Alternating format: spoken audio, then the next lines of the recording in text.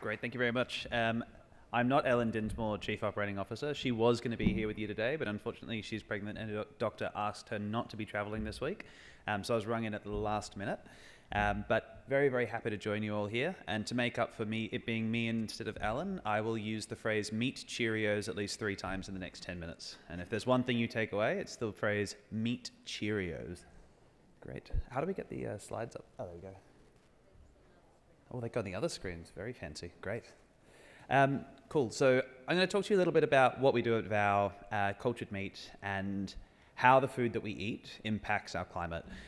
First thing we want to start with here is when we're talking about anything to do with sustainability, change has to start with people like us and doing the right thing. And we all know that changing behavior is hard. If you took a plane down to this climate event and had a coffee in a paper cup, you know how difficult changing when you know what you should be doing intellectually is on a day-to-day basis.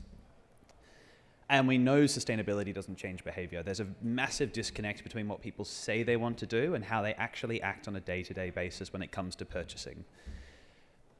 Right now, around the world, one of the key sectors that we do need to address is agriculture and the emissions that come from direct or indirect and direct emissions from agriculture. Intensive animal farming is increasing, and we sit in a place like Australia where we're very, very lucky to have very high quality and often regenerative farming systems, so we can eat very high quality, safe and sustainable meat. That's not the case for billions of people that as they get wealthier, they're choosing to add more meat to their diet. And so addressing this really large chunk of global emissions is absolute table stakes for us in order to be able to hit any kind of climate goal. And for the last few years, lots of talk about plant-based. Raise your hand if you had an Impossible Burger. Most of you. Raise your hand if you had an Impossible Burger a second time. Less of you, that's about right, yeah. And so if you look at the data, if you look at the sensory panels and you look at what's presented, there is this story of like, we have these analogs, we have these pork and chicken plant-based products which nail it. They're a perfect experience. They deliver exactly what you're looking for. But then the reality of what happens when people start eating these, it's a complete lack of changing their diets. And so if you look at the data just from the US of dollars spent on plant-based products after they reach that sensory parity, it's around 10 times less of an increase than meat. And so this whole idea that if you can make a beef burger that tastes just like a beef burger, people like us are going to choose it instead of eating meat has not played out. It becomes an addition to people's diets. So just making the same version of meat in a more sustainable way hasn't changed human behavior. Turns out the meat that we eat is actually very, very delicious and very, very complex. And in order to address that, our approach is to look at this from a behavior change problem, to say that I love eating meat. I'm sure many of you also love eating meat. The challenge here, if we want to reduce that climate impact, is how do we change the behavior of a few billion people by inventing products that are superior to eating meat from animals? And that's essentially what we do as a company. So our entire approach to this problem is how do you invent better products that people who love eating meat choose selfishly over eating meat produced using animals. It's a hell of a bet. I've said this to the meat industry and they laugh me out of a room. So if you do that, I'll not be surprised. So we do this using cultured meat technology. Who's heard of cultured meat? Wow, there's surprisingly few of you. Okay, so cultured meat, if you think of a steak sitting on your plate, maybe at the gala dinner tonight, that steak has muscle, fat, connective tissue cells making up most of the experience of eating it.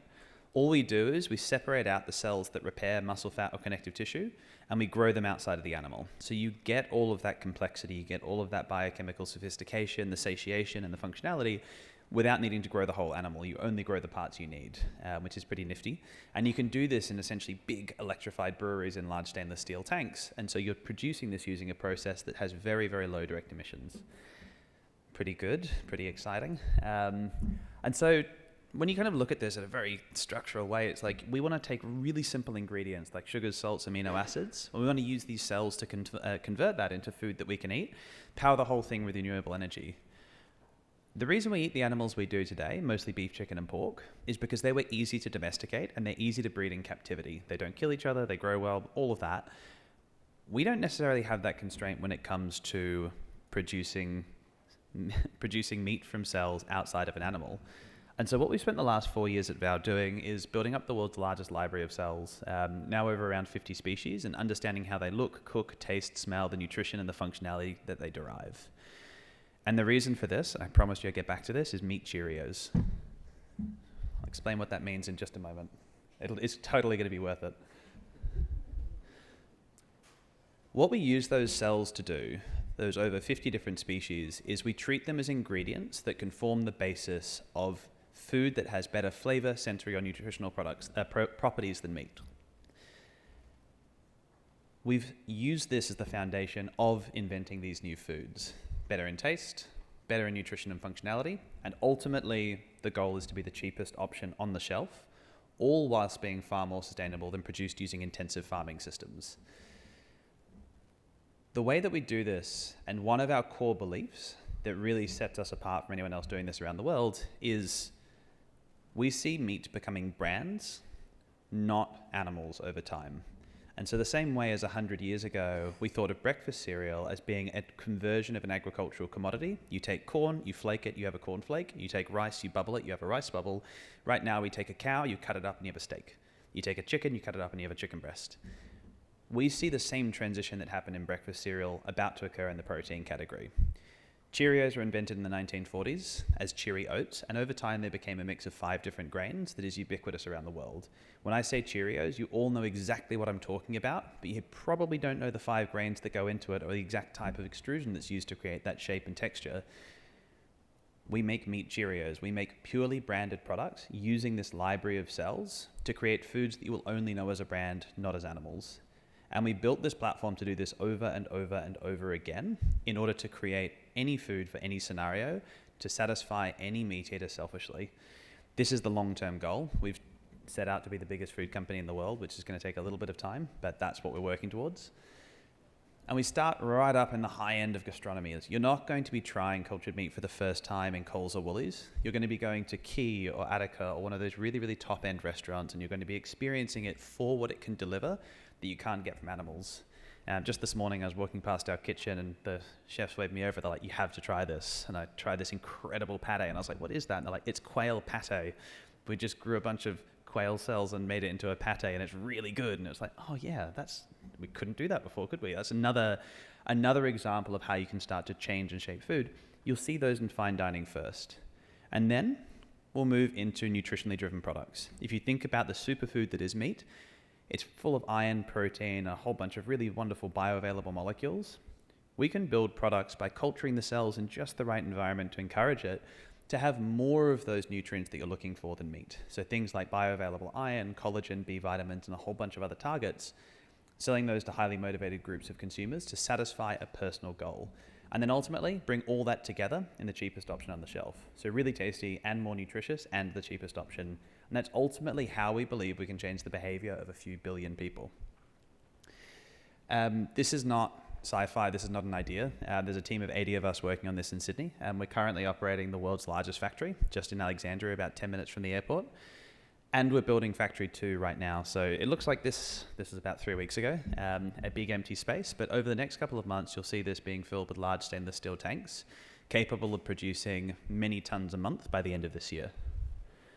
One of the things I'm most proud of is we've just sat here in Australia doing our own thing and not really paying too much attention. And we've quietly become a world leader in cultured meat manufacturing, whilst we've raised an order of magnitude less money than some of the best funded competitors.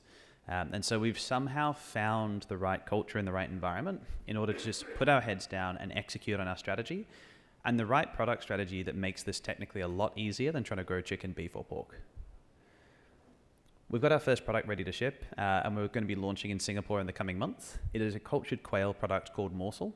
We did a tasting last week at South by Southwest in Austin for about 70 people and had really, really positive feedback. That was the first public tasting we've ever done, and the largest public tasting ever done in the world, and pretty much entirely legal, almost entirely legal. Over the next couple of years, we're working on bringing multiple products to market to start to build out this house of brands. And within the next 2 years, we're expecting to be on the market in Singapore, Australia, and the US. And then after that, continuing to roll out around the world and introducing more higher quality and lower cost products over time. So the first taste you're going to have of morsel of any cultured meat is going to be the absolute worst version of it you ever eat. And it's going to continue to get better at a really, really remarkable rate over the coming years. Everything that we're doing over the next couple of years is to learn how do we produce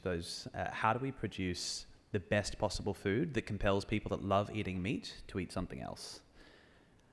And it's going to be a pretty wild ride. So if you end up trying any of the Vow products in the next couple of years, it's all to learn how do we create something that you're going to fall in love with.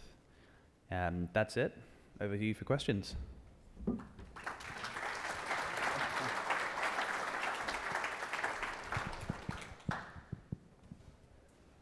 Any questions for George? I've got a couple of Dorothy Dixes over here up the front.